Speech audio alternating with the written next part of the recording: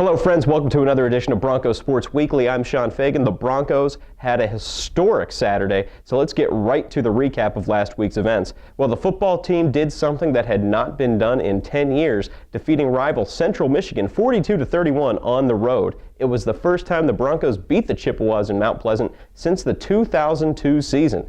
Broncos trailed the Chips 23-14 entering the fourth quarter, but that was when Tyler Van Tubrian took control of the game. He went 10 for 10 in the fourth quarter, threw for 179 yards and 3 touchdown passes, including a strike to Eric Monette with 2:51 remaining to give the Broncos a lead. Rontavious Atkins snuffed whatever comeback hope there was for the Chips when he forced a fumble on the ensuing kickoff. The loose ball was recovered by Lewis Toller, and Darion Chance scored on a 42-yard run to close the proceedings. The volleyball team clinched at least a share of the MAC West title this past weekend when they earned wins against Ball State and Toledo on the road. It is the 4th time the Broncos have won the MAC West title under head coach Colleen Munson, and it's the 7th straight year that the Broncos finished in the top 2 in the MAC West standings. In other news, Jessica Brown passed Kim Lee to reach second place on the career kills list at Western Michigan with 1,453 kills. The hockey team split a pair of road games with number 8 Notre Dame this weekend, including a 3-2 win over the Fighting Irish on Friday night. Dane Walters scored a pair of second-period goals to give the Broncos a 2-0 lead, and Chase Balassi notched the game winner on the power play in the third period. Frank Slabowski had 35 saves in the win. Well, men's soccer wrapped up its 2012 season last week, defeating Northern Illinois 2-0 in the final home match of the season on Tuesday, before falling to number 2 Akron 1-0 on Sunday. Jason Grant and Eric Kelly each notched goals in the win over the Huskies and pushed the Broncos to 11-5-2 on the year. The Broncos' 11 wins rank as the most they've posted in a single season since the 2003 season. Congratulations on a great season, guys. And last weekend at University Arena marked the beginning of exhibition basketball play for both the men's and women's basketball teams. The Bronco men earned a pair of victories, defeating Kalamazoo College and Roosevelt, while the women dropped their first exhibition game of the year against Wayne State. They'll take on Trine in their final exhibition game on Wednesday. And now let's take a look at some of the highlights from this past weekend. Bronco men's soccer taking on the Northern Illinois Huskies in the home finale. This one played at Mackenzie Field on the campus of Kalamazoo College. And Eric Kelly, the freshman, going to put this one in the lower left-hand corner. The Broncos would defeat Northern Illinois 2-0.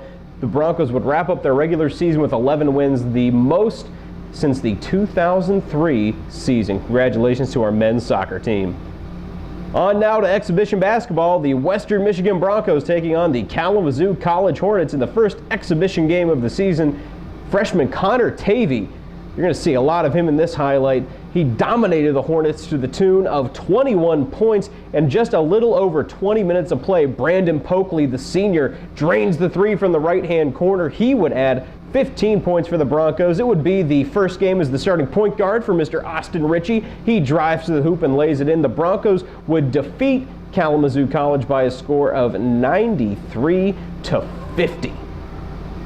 Women's basketball taking on Wayne State in their first exhibition of the 2012-13 season, and Corey Buchanan would put on a show for the Broncos and did it in a variety of ways. There she is knocking down a long-range jumper. She would play almost the entire game, and she would score a game-high 22 points. There she scores on the three-point play. She drives to the hoop again, but Corey Buchanan didn't just score the basketball. She also distributed. This time she hits A.J. Anderson on the fast break. Anderson lays it in for the Broncos. As we said, Buchanan with 22 points. The Broncos would fall, however, by a score of 66-57.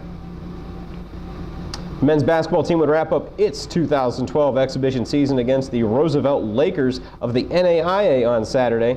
Shane Whittington knocks down a jumper there. He broke double digits in scoring, his first exhibition action of the season. And Nate Hutchison put on a show for the Broncos as well. There he is, driving the baseline to the hoop.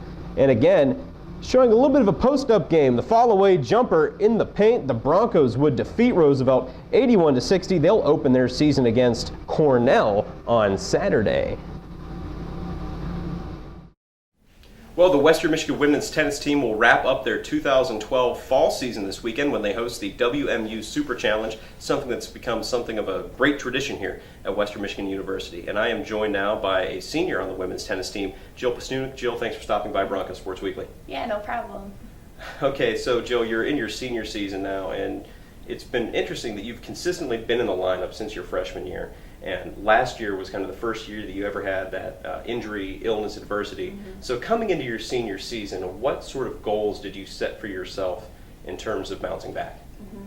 Well, I think missing a lot of matches really showed me how much I enjoyed playing, and then it hit my senior season. I'm like, oh my gosh, this is going so fast, and I want to take advantage of every match I have in this fall to get better, get ready for the spring, and win that MAC championship. So would you say that that is the greatest goal that you have as an individual, is helping your team win that MAC championship this year? Yeah, for sure. Mm-hmm. I mean, it has been a while. I think it's been nearly 5 years since the team's won a MAC championship. So what have you guys been working on specifically this year to get back to that point? I think this year has been really good. In practice, we're really pushing each other, and it's really competitive, and I think we have a good balance of being supportive and pushing each other, and I think that's really going to make a big difference in taking home that championship. Now, with the Super Challenge coming up this weekend, there's just a really great field that comes to West Hills Athletic Club. We're going to see teams from the Big Ten like Indiana, Penn State, teams from the Big East like Louisville.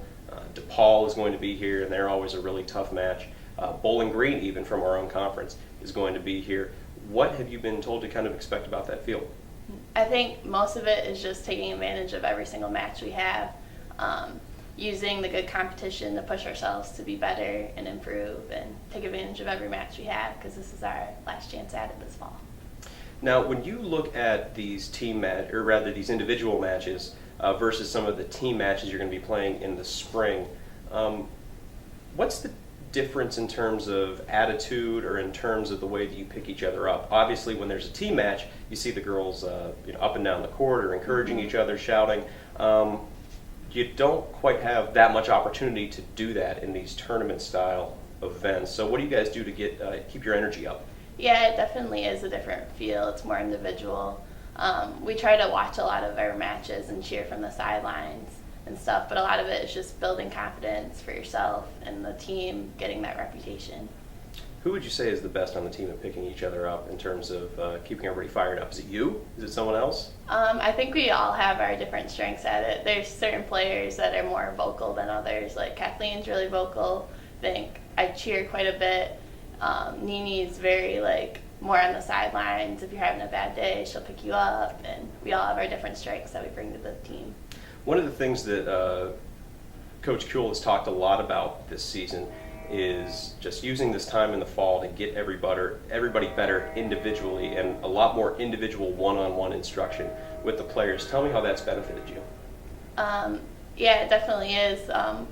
We can't all be at practice at the same time, but it's a much smaller group, so we get a lot more individual attention, work on different strengths and weaknesses we have, try to add to our shots.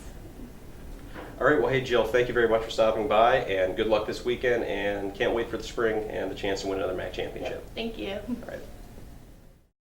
All right, folks, let's take a look at some of the action that will be coming to Kalamazoo this weekend. Well, the women's tennis team, as you heard me say earlier, will host their final event of the fall season when 8 other teams come to Kalamazoo for the WMU Super Challenge. The tournament will feature programs from the Big Ten, Big East, and Mid-American conferences, among others, and will have 9 draws of 8 players in singles and multiple doubles draws as well. If you want to check out any of the tennis this weekend, please head to West Hills Athletic Club. Admission is free. Volleyball will close its conference schedule this weekend with a pair of home matches, hosting MAC West rival Northern Illinois on Thursday and Miami on Saturday. The Broncos have a chance to clinch an outright MAC West title with a win over the Huskies on Thursday, and the team still has the opportunity to earn a MAC overall title with a pair of wins and some cooperation from Ohio and Bowling Green. First serve both nights is 7 p.m. Hockey will return to Lawson Ice Arena this weekend when the Broncos host the Bowling Green State Falcons on Friday and Saturday nights. The puck drops at 7:05 p.m. each night as the Broncos look for a pair of CCHA wins. If you can't make it to the game, check it out on Bronco Insider or listen on the Bronco Radio Network. Football will be trucking up to Buffalo this weekend as they look to pick up their second win in a row when they take on the Bulls on Saturday. Kickoff is scheduled for 3:30 p.m. Tyler Van Tubergen has been on fire of late, and so have his receivers. Both Justin Collins and Eric Monette have caught 3 touchdowns in their last 2 games. That game will be carried on the Bronco Radio Network. Men's basketball will make its 2012-13 regular season debut this Saturday when the Broncos head on the road to take on the Cornell Big Red. Interesting note, this will be the first time the Broncos have ever played a game on an Ivy League campus. That's a noon tip in Ithaca. And our top thing to watch this weekend, the women's basketball team will host its home opener on Saturday when the American Eagles come to town for the 2012-13 Lid Lifter. Tip-off is scheduled for 2 p.m. on Saturday and will be the regular season coaching debut of Shane Klipfel. You won't want to miss this one at University Arena. Again, that is 2 p.m. on Saturday. And that's going to do it for us this week on Bronco Sports Weekly. I'm Sean Fagan saying join us again next week. Same Bronco time, same Bronco place.